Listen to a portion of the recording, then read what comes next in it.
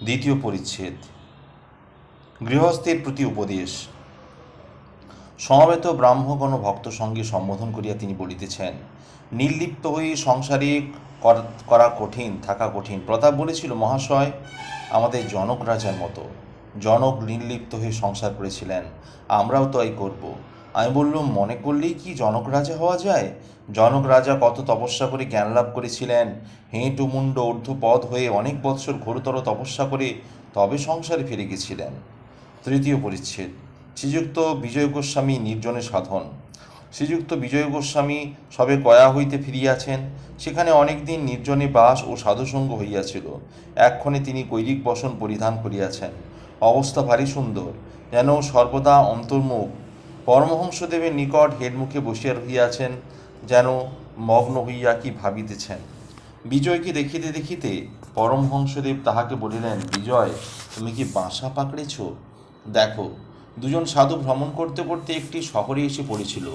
একজন হাঁ করে শহরের বাজার দোকান বাড়ি দেখছিল। এমন সময় অপরটির সঙ্গে দেখা হলো। তখন সে সাধুটি বলল, তুমি হাঁ করে শহর দেখছো, তল্পিতল্পা কোথায়? প্রথম সাধুটি বলল, আমি আগে বাসা পাগড়ে তল্পিতল্পা রেখে ঘরে চাবি দিয়ে নিশ্চিন্তে হয়ে বেরিয়েছি। এখন শহরের রং দেখে বেড়াচ্ছি। তাই তোমার জিজ্ঞাসা করছি, তুমি কি বাসা পাকড়েছো? মাস্টার ইত্যাদির প্রতি। দেখো, বিজয়ের এক ফোয়ারা চাপা ছিল, এইবার খুলে গেছে। বাসা পাকড়াতে হবে। বিজয় ও শিবনাথ। নিষ্কাম কর্ম, সন্ন্যাসীর বাসনা ত্যাগ। বিজয়ের প্রতি। দেখো, শিবনাথের ভারী ঝঞ্ঝাট। খবরের কাগজ লিখতে হয়, আর অনেক কর্ম করতে হয়। বিষয়কর্ম করলেই অশান্তি হয়, অনেক ভাবনা চিন্তা জোটে। শ্রীমদ্ ভাগবতে আছে যে অবধূত 24 গুরুর মধ্যে একটি চিলকে গুরু মেনেছিলেন। এক জায়গায় জেলেরা মাছ ধরছিল, একটি চিল এসে একটা মাছ ছোঁ করে নিয়ে চলে গেল। কিন্তু মাছ দেখে পিছনে পিছনে প্রায় 1000 কাক চিলকে তাড়া করে গেল। সঙ্গে সঙ্গে কা কা করে বড় গোলমাল করতে লাগলো। মাছ নিয়ে চিল যেদিকে যায় কাকগুলো সেদিকে তাড়া করে সেই দিকে যেতে থাকলো। দক্ষিণ দিকে চিলটা গেল, কাকগুলো সেদিকে গেল। উত্তর দিকে গেল, কাকগুলোও গেল। এইরূপে পূর্ব পশ্চিম দিকে চিল ঘুরতে লাগলো। শেষে ব্যতিব্যস্ত হয়ে ঘুরতে ঘুরতে মাছটা তার কাছ থেকে পড়ে গেল। তখন কাকগুলো চিলকে ছেড়ে মাছের দিকে গেল। চিল তখন নিশ্চিন্ত হয়ে বসে একটা গাছের ডালের ওপর গিয়ে বসলো। বসে ভাবতে লাগলো, ওই মাছটা যত গোল করছিল, এখন মাছ কাছে নাই, নিশ্চিন্ত হলুম। অবধূত চিলের কাছে এই শিক্ষা করলেন যে যতক্ষণ সঙ্গে মাছ থাকে, অর্থাৎ বাসনা থাকে, ততক্ষণ কর্ম থাকে। আর কর্মের দরুন ভাবনা, চিন্তা, অশান্তি। বাসনা ত্যাগ হলেই কর্মক্ষয় হয় আর শান্তি হয়। তবে নিষ্কাম কর্ম ভালো, তাতে অশান্তি হয় না। কিন্তু নিষ্কাম কর্ম করা বড় কঠিন।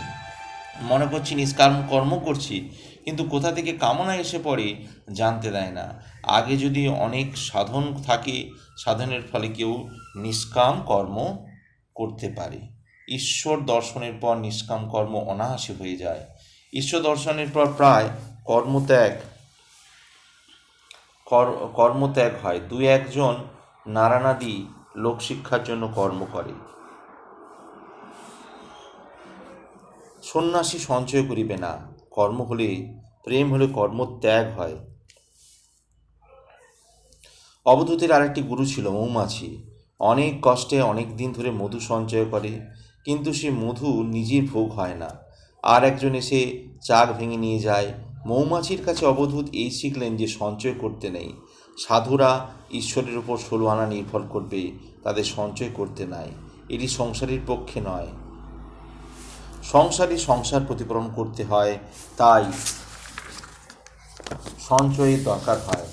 পাঞ্ছি আউর দরবেশ সঞ্চয় করে না, কিন্তু পাখির ছানা হলে সঞ্চয় করে। ছানার জন্য মুখে করে খাবার আনে। দেখো বিজয়, সাধুর সঙ্গে যদি পুডলি পোডলা থাকে, 15টা গাঁটওয়ালা যদি কাপড় মুচকি থাকে, তাহলে তাদের বিশ্বাস করো না। আমি বটতলায় ওই রকম সাধু দেখিয়েছিলাম। 2-3 দিন বসে আছে, কেউ ডাল বাচ্ছে, কেউ কাপড় সেলাই করছে, কেউ আর বড় মানুষদের বাড়ির ভান্ডারের গল্প করছে। बोलছে, अरे ओ मामने लाखों रुपया खर्च कर दिया, साधु लोगों का बहुत खिलाया, पूरी जिलेबी पेड़ा बर्फी मालपुआ बहुत चीज तैयार किया। সকলের হাস্য। বিজয়: আগে হ্যাঁ, গয়া এরকম সাধু দেখেছি, গয়ায় লোটাওয়ালা সাধু। সকলের হাস্য। শ্রীকৃষ্ণ বিজয়ের প্রতি: ঈশ্বরের প্রতি প্রেম আসলে কর্মত্যাগ আপনি হয়ে যায়। যাদের ঈশ্বর কর্ম করাচ্ছেন তারাই করুক। তোমার তো এখন সময় হয়েছে, সব ছেড়ে তুমি বলো, মন তুই দেখ আর আমি দেখি, আর যেন কেউ নাহি দেখে। এই বলিয়া ভগবান শ্রীরামকৃষ্ণ এই অতুলনীয় কণ্ঠে মধুর বর্ষণ করিতে করিতে গান ধরিলেন: যতনে হৃদয়ে রেখো আদরিনী শ্যামাকে, মন তুই দেখ আর আমি দেখি, আর যেন কেউ নাহি দেখে। কামাদিরে দিয়ে ফাঁকি, আয় মন বিরলে দেখি, রসনার সঙ্গে রাখি, যেন সে মা বলে ডাকে। মাঝে মাঝে সে যেন মা বলে ডাকে, কুরুচি কুমন্ত্রী যত নিকটে হতে নিদেও নাকো। জ্ঞান ও নয়নকে প্রহরী রেখো, সে যেন সাবধানে থাকে, খুব যেন সাবধানে থাকে। বিজয়ের প্রতি: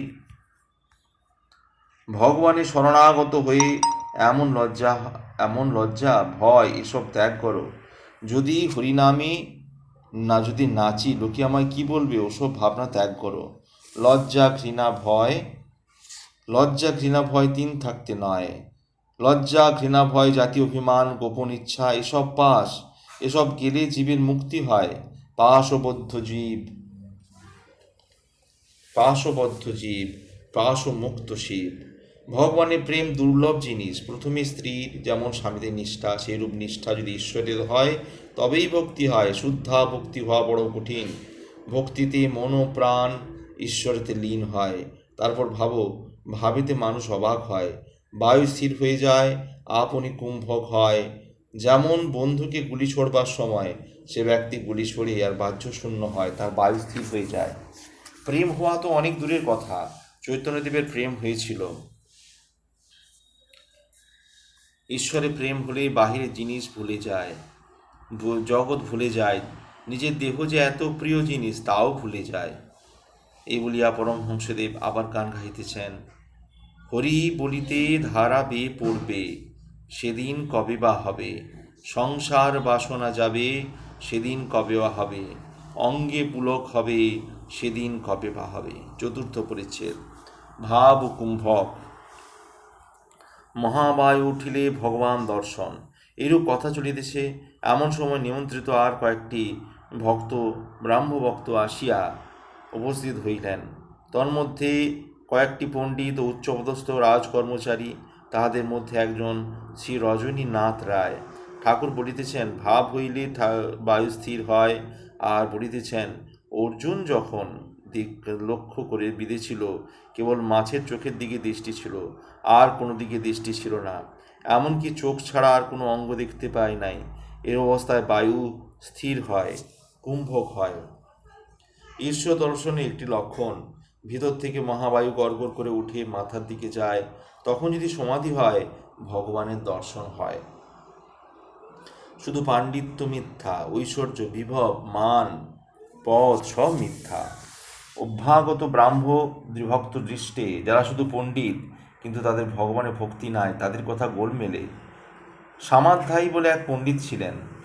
ঈশ্বর নিরস, তোমরা নিজের প্রেম ভক্তি দিয়ে সরস করো। বেদে যাকে রসস্বরূপ বলা হয়েছে তাকে কি না নিরস বলে। আর এতে বোধ হচ্ছে যে সেই ব্যক্তি ঈশ্বর কি বস্তু তাও জানে নাই, তাই এরূপ গোলমেলে কথা বলছে। একজন বলেছিল, আমার মামার বাড়িতে এক গোয়াল ঘোড়া আছে। এ কথায় বুঝতে হবে ঘোড়া আদবেইনি, কারণ ঘোড়া গোয়ালে থাকে না। কেউ ঈশ্বরের, কেউ বিভব, মান, পদ এইসব অহংকার করে।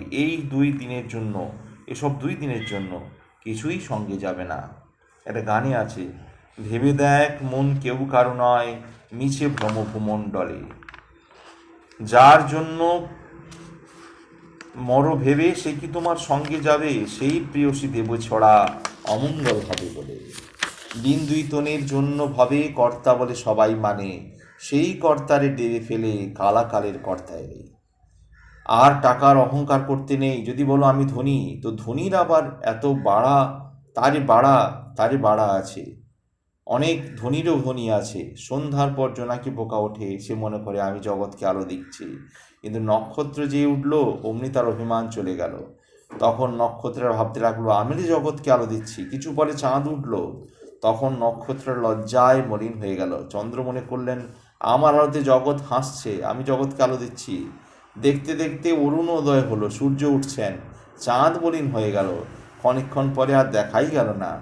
ধনীরা যদি এইগুলো ভাবে, তাহলে ধনের অহংকার হয় না। উৎসব উপলক্ষে মণিলাল অনেক উপাধি ও খাদ্য সামগ্রী আয়োজন করেছিলেন। তিনি অনেক যত্ন করিয়া শ্রীরামকৃষ্ণ ও সমবেত ভক্তগণকে পরিতোষ করিয়া খাওয়াইলেন। যখন সকলে বাড়ি প্রত্যাগমন করিলেন, তখন রাত্রি অনেক, কিন্তু আহারের কোনো কষ্ট হয় নাই। আজ এই পর্যন্তই। আগামী পর্বে পঞ্চম পরিচ্ছেদ। ভালো লাগলে অবশ্যই চ্যানেলটি সাবস্ক্রাইব করবেন ও পাশে থাকা বেল আইকন অবশ্যই ক্লিক করবেন। ওম পরমাত্মনে নমঃ।